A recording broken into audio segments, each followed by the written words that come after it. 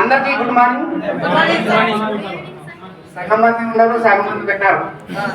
అంటే వాళ్ళు మొత్తం సక్సెస్ అయిపోయినట్టు లెక్క. అలా కాదు, సక్సెస్ దీంట్లో ఎప్పటికీ ఉంటుంది. కాబట్టి వెస్టేజ్ ఎవరన్నా దీంట్లో చికెన్ అయితే అంటే వెస్టేజ్ చాలా సార్లు చూసినాంలే అని చాలా అన్నోళ్ళు నేను లెక్క చేయలే. ఇంట్రెస్ట్ కావాలని మనం చేయడం జరిగింది.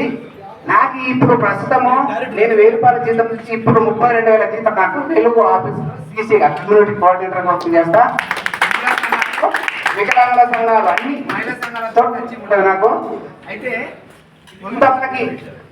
కొంతవరకు ఏంటంటే వెస్టేజ్ ద్వారా ఎప్పుడు వినలే. మా అప్లైనర్ గురుస్వామి తర్వాత మా సీనియర్ మన భీమేశ్ సార్ వచ్చి నేను టైం అడిగినారు. టైం ఉంటుందంటే ఉంటుందని చెప్పిన చెప్పారు. ఏమన్నా జాయిన్ కావడం జరిగింది. 1000 రూపాయలు 1200 వస్తువులు కూడా ప్రోడక్ట్ కూడా తీసుకోవడం జరిగింది.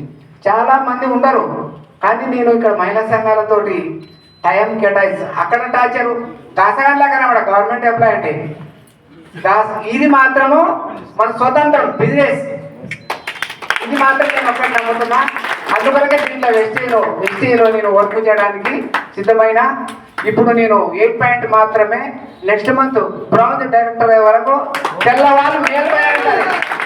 మహిళా సంఘాలని అక్కడ ఇక్కడ మొత్తం టచింగ్ చేసి వాళ్ళని ప్రొడక్ట్ తీసుకోవాలని చెప్పేస్తా.